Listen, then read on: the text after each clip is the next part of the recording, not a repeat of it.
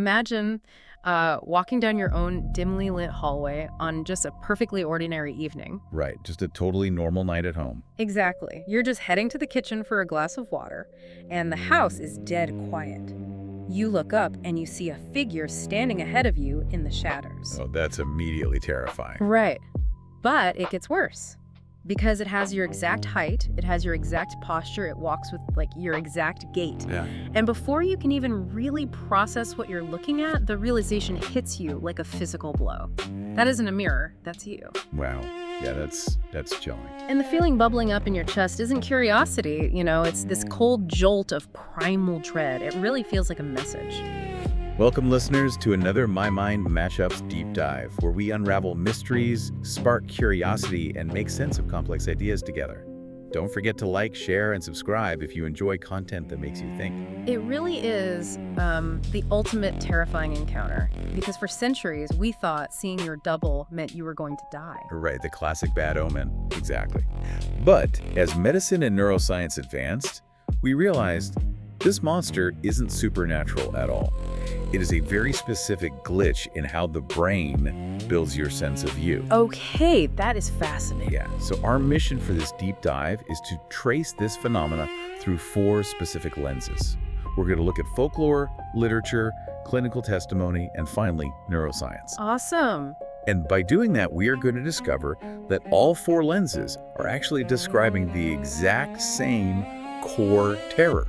The realization that our singular, unified identity is, well, it's actually an incredibly fragile biological illusion. Okay, let's unpack this, because long before anyone could map out the neural pathways of the human brain, ancient people were obviously still experiencing these terrifying disruptions in reality, right? Oh, absolutely. They had to rely on folklore to explain them. Exactly. And we all know the classic doppelganger trope as the spooky mirror image. But what struck me in the sources is that historically, this wasn't treated as a ghost of someone who had passed away. Right, that's a common misconception. Yeah, it was almost always an apparition of the living.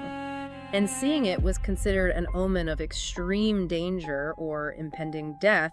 Think of these folklore doubles like getting a read receipt on a text message you haven't even typed yet. Oh, like that analogy. It's just this impossible lag in reality that breaks the rules of time and physics. The terror really comes from that exact informational paradox. The apparition acts as a warning that your identity is suddenly, vulnerable to being displaced or replaced. Which is such a deep fear. It is. And this dread is universally human. I mean, we find variations of this intuition across global lore long before these cultures ever interacted. Oh, really? Like where? Well, take ancient Egypt, for example. They had the concept of the Ka, which was a tangible spirit double created at the exact moment of your birth. Oh, wow. Yeah, and the Ka shared your memories and your emotions, and it could actually travel independently of your physical body. That sounds like a recipe for disaster. It was. In some mythological traditions, it was actually Helen of Troy's Ka that was spirited away to Troy. Wait, really? Her spirit double? Yeah. Leaving the real Helen stranded in Egypt, completely unaware that her double was starting a devastating war in her name. Okay, that concept of split presence is super unsettling, but I was looking at the Norse version, the Vardiger, and that is somehow even creepier to me because it's so, mundane. Yes, the domestic aspect of it is wild. Right. It's not a grand mythological figure starting a war. People would just sit in their living rooms and literally hear their double arrive at the house. Which is horrifying to imagine. They would hear the front door open, hear the footsteps in the hall, hear a coat being hung on the rack, all minutes before they themselves actually physically arrived home. It's a domestic horror. It's not a monster in the woods. It's literally you coming home from work early. The mundane nature of it is exactly what makes it so resonant. And we see this in British and Irish traditions too. Right, the fetch. Exactly, the concept of the fetch or the wraith. It operates very similarly, appearing as a living person's exact replica and serving almost exclusively as a death sign. So why were all these different ancient cultures coming up with the same terrifying idea? Well, ancient minds were basically using these stories to make sense of what modern cognitive scientists call embodiment problems. Embodiment problems? Yeah, human beings occasionally experience visceral feelings of dissociation moments where the self feels terrifyingly unmoored from the physical body. Oh, I see. So it's a bodily sensation they couldn't explain. Precisely. Without a medical vocabulary, ancient communities externalized that internal glitch into a physical spirit. They were trying to grapple with the terrifying idea that the soul could just abandon the physical ship of the body while the person was still breathing. That makes total sense. And then the Victorians eventually took that exact fear and just flipped it. By the time we get to the 19th century, the doppelganger totally transforms. Right, it moves from the woods into the mind. Exactly. It stops being a literal, physical omen of death out in the world, and it becomes a mirror for profound psychological turmoil. Authors began using the double as a way to externalize internal division. Which was so necessary at the time. Yeah, it was basically early psychotherapy for a society that didn't even have the word psychology yet. The timing of that shift is deeply tied to the culture of the era. The actual term Doppelganger, which means double-goer in German, was famously coined in Jean-Paul's 1796 novel, Siebenkäs. Okay, so that's where the actual word comes from. Yeah. But as the Industrial Revolution and Victorian social norms really took hold, society demanded strict, respectable public faces. People were forced to repress massive parts of their personalities. Like their desires, their anger, their flaws. Exactly. The double became a brilliant literary tool to dramatize what was hidden. It allowed writers to take a character's internal conflict, rip it out of their head, and literally place it in the physical room with them. Here's where it gets really interesting.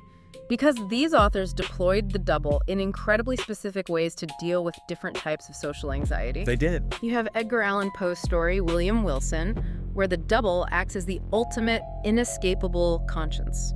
The doppelganger only appears to interrupt the narrator when he leans into cruelty or corruption. It's his suppressed morality physically manifesting to stop him. Right, which is a terrifying concept, the idea that your own goodness could become an antagonistic stalker. Truly. But the double can also represent the crush of social pressure. Fyodor Dostoevsky captures this brilliantly in his novella, The Double. Oh, I read about that one. The protagonist, Golyadkin, is a low-level clerk who completely unravels when a bolder, more confident, and frankly more ruthless twin usurps his life. Which is such a modern fear. It perfectly illustrates the anxieties of mid-19th century St. Petersburg. That was a highly bureaucratic society where social status and reputation were absolutely everything. So the double is just better at the social game. Exactly. The double doesn't just look like Golyadkin. It takes his credit at work, it charms his social circle, and essentially commits total identity theft. Right, so it's not just a monster trying to kill you, it's a better version of you making you obsolete. Yeah, imposter syndrome made flesh. And then you have the ultimate shadow self, right? Robert Louis Stevenson's Dr. Jekyll and Mr. Hyde. The terrifying revelation in that story isn't that Hyde is an invader from the outside. No, he's very much an insider. Hyde is the unowned, repressed shadow of the respectable doctor. The double is just a container for everything the civilized self refuses to acknowledge. The clinical precision with which these authors describe this dread actually caught the attention of early psychoanalysts. Oh, like Freud. Yeah, Ernst Jünger first, and then later Sigmund Freud. They used the doppelganger to explore the concept of the uncanny. The uncanny. I've heard that term, but how did they define it? The uncanny is that very specific creeping chill you get when something is simultaneously deeply familiar and profoundly alien. Oh, like looking at an almost too real mannequin? Exactly. You cannot decide if what you are looking at is alive, if it's a machine, or if it's a reflection. Freud argued that the double shifted from its ancient purpose, being an immortal copy that saves your soul from death, to a threatening reminder of the unconscious urges you cannot control. That is so dark. If this is resonating, hit that subscribe button so you don't miss the next deep dive. But here's the pivot that just totally blows my mind. Let's hear it. The Victorians thought they were just using a clever metaphor for a fractured mind. But it turns out they were accidentally describing a literal biological symptom. The science caught up with the fiction. Neurologists today see patients who actually experience what Jekyll and Hyde felt. This isn't just a symbol, it is a lived, perceptual reality. In the clinical realm, the metaphor just evaporates completely. We move into the territory of autoscopic phenomena, which is the medical umbrella term for self-seeing. Okay, self-seeing. And we really need to draw a hard line here between a delusion and a hallucination. Right, because they sound similar, but they're very different. Exactly. A delusion is a thought disorder. It's a fixed false belief. For instance, Capgras syndrome is a delusion where a patient believes an imposter has replaced their spouse, even though the spouse looks identical. The patient's logic is broken. But autoscopic phenomena are different. Yes, they are hallucinations. The patient's logic is perfectly intact. They know the double standing in the room shouldn't be there, but their sensory input is telling them it is. They are reporting highly distressing, real-feeling somatosensory illusions. I was reading through the clinical data, and what threw me is that it's not just a one-size-fits-all hallucination.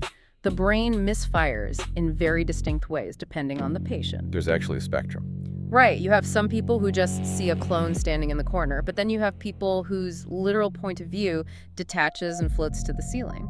The spectrum of these experiences maps directly onto how the brain processes spatial awareness.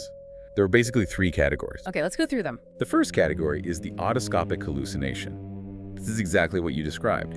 You see a mirror-like double of yourself nearby in the room. So I'm sitting here, and I just see another me by the door. Crucially, your self, like your consciousness and your physical sensations, remains firmly anchored in your own body. Yeah. You are simply looking at a visual copy. Got it. And the second? The second category is the out-of-body experience, or OBE. In an OBE, the center of your self-awareness feels like it has relocated outside your physical body. So you're floating. Yes. Patients consistently report looking down from an elevated external viewpoint at their physical body below, feeling totally disconnected from the flesh. Which brings us to the third category, and I have to push back here a little, because seeing a visual hallucination makes sense. But heautoscopy, the true doppelganger, involves the patient's consciousness actually flickering back and forth between their physical body and the double. It's incredibly intense. They report bilocation, feeling like they exist in 2 places at once. That just sounds physically impossible. How can a brain make you feel like you are standing in a place where your nerve endings don't even exist? That's the million-dollar question. And the answer is because your sense of where you are located is not actually generated by your nerve ending. It's not. No. It is generated by a central processing hub in the brain that continuously calculates your coordinates. In heautoscopy, that calculation breaks down in real time. Oh, wow. The patient sees their double, but their self-location becomes wildly unstable. Their perspective literally oscillates. 1 second they're looking at the double, and the next second they're in the double looking back at their original body. That is horrifying. It is arguably the most philosophically horrifying state a human can endure. And the sources point out in incredible detail about this. There are only about 9 pure heautoscopy cases thoroughly documented in medical literature among all the mislabeled reports. It's extremely rare. Which really highlights just how elusive and strange this exact failure of the brain's rendering engine really is. What's fascinating here is that these experiences are happening in perfectly sane people. Right, they aren't losing their minds. Not at all. These individuals are not suffering from a psychotic break. They are experiencing focal epilepsy, intense migraines, or specific brain lesions. The hardware is just sparking. It's a mechanical failure. Exactly. And the fact that a tiny lesion can instantly duplicate your consciousness proves that the self we take for granted is not a solid monolith. It is an active, highly fragile construction that requires constant metabolic energy to maintain. Which means neuroscience has to answer the ultimate question. If the clinic proves that the feeling of a singular self can be duplicated or ejected from the body, how does a healthy brain physically generate that singular feeling in the first place? Right, how does it work when it's not broken? Exactly. What is the machinery keeping the ghost inside the machine? The machinery is heavily localized in a region called the temporoparietal junction, or the TPJ. This sits right where the temporal and parietal lobes meet, just above and behind your ear. So, reading the breakdown of the TPJ, I couldn't help but think of it like the ultimate gravity anchoring software. Oh, that's a good way to put it. Like the camera operator in a first-person video game. Think of your TPJ as your brain's ultimate data blender. It's constantly taking in all these different streams of raw data to render the smooth, consistent perspective that is you. The video game camera analogy is highly accurate. The TPJ really is the crossroads of the bodily self. So what are the ingredients it's blending? Well, to give you that default unbroken feeling of, I am here, in this body, looking out from these eyes, the TPJ has to perfectly fuse several distinct sensory inputs every single millisecond. Okay, like what? First, it needs vision, the visual data of the room around you. It needs touch, or somatosensation, like the feeling of the chair against your back right now. Okay, vision and touch. Then it needs proprioception. That's your internal body map that tracks the exact angle of your elbows and knees without you having to look at them. Right, I know where my hands are even with my eyes closed. Exactly. And most critically, it needs vestibular signals from your inner ear, the gravity-based spatial anchor that tells you which way is up.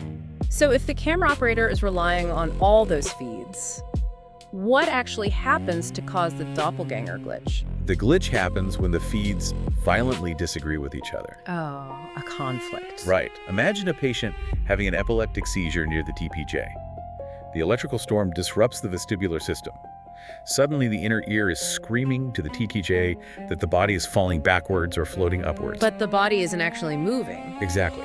The visual system and the proprioceptive system are reporting that the body is sitting perfectly still in a chair. The TPJ is faced with a massive, irreconcilable data conflict. And the brain can't hold two contradictory realities at the same time. It has to solve the math problem. Precisely. To resolve the conflict, the brain makes its best guess. It essentially says, if the vestibular system says we are floating, but the eyes see a body sitting in a chair, then that body in the chair must not be us.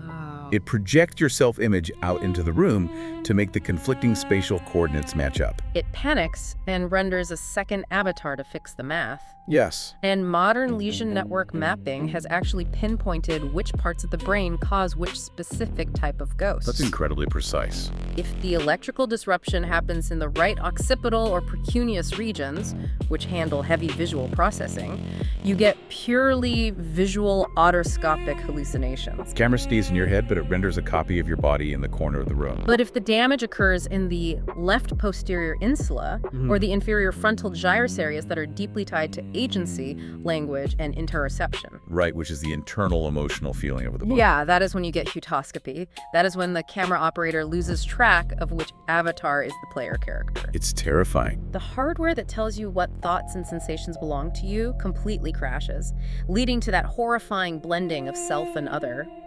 It's astonishing that scientists have been able to isolate this. It is, and this raises an important question. If we can map the exact network that anchors consciousness to the body, can we intentionally trigger an out-of-body experience? Wait, can we? The clinical answer is yes. There are incredible medical reports where doctors preparing a patient for epilepsy surgery applied a tiny targeted electrical current directly to the TPJ. On purpose. On purpose. And the moment the current was applied, the patient reported their consciousness leaving their body and floating near the ceiling. No way. When the doctors turned the current off, the patient instantly slammed back into their physical body. That is profound. It proves, without a shadow of a doubt, that the self isn't a single soul hidden away inside a vault in the skull. It is a continuous, high-speed biological simulation. Like, comment, and subscribe to hear more My Mind MashUps deep dives. If we connect this to the bigger picture, bringing all these lenses together completely reframes our understanding of human identity. How so? We realize that our sense of self is not one solid thing. It is stitched together from distinct, separate components. Like the ingredients we talked about. Exactly. You have self-location, the physical coordinates of where I am. You have the first-person perspective, the origin point from where I perceive the world. Right. You have self-identification, the intuitive knowing of which body is mine. And you have agency, the sense that I am the author of my actions. And the doppelganger proves that these components can be unstitched. The camera can literally detach from the avatar. It really can. In a strange, poetic way, the old folktales were right. The double isn't an omen of physical death, but it is an omen of how incredibly fragile our singular identity really is. It is a biological marvel that we maintain that singularity every waking second of our life. It really is. The simulation runs flawlessly for most of us, for most of our lives. But the seams are always there, just waiting for a slight electrical misfire to pull them apart. So what does this all mean? For you, listening right now, it means that the scientific explanation doesn't kill the eerie wonder of the doppelganger. If anything, it sharpens it. It makes it much more real. We are all, quite literally, walking around with a shadow self that our brain is just barely managing to keep inside our skin. It takes an immense amount of neurological processing power to ensure you only feel like one person today. A delicate balance we completely take for granted until it slips. And that leads to a deeply unnerving final thought. The clinical evidence we've explored shows that researchers aren't just observing this phenomenon anymore, they are actively playing with it. Oh yes, the VR experiments. Right. Full-body illusions and advanced virtual reality methods are now being used experimentally to manipulate bodily self-consciousness in healthy people. Researchers are essentially trying to recreate these autoscopic phenomena by feeding the TPJ conflicting visual and tactile data through a VR headset. tricking the brain's data blender. Exactly. If technology can soon perfectly hack the brain's rendering engine, if we can intentionally untether our perspective from our physical bodies on demand and project our consciousness into a digital avatar, will we ever be able to fully trust our own singular sense of reality again? It's a huge question. If the self can be split with a headset and a sensory trick, how solid are we, really? Find My Mind MashUps everywhere you listen. Amazon Music, Audible, Facebook, Pocket Casts, Spotify, TikTok, and YouTube. Drop your thoughts in the comments. Your perspective could shape our next deep dive. Next time you are walking down a dimly lit hallway and you see a shadow move out of the corner of your eye, well, just remember, your brain might be trying to tell you something about who is really walking in the dark.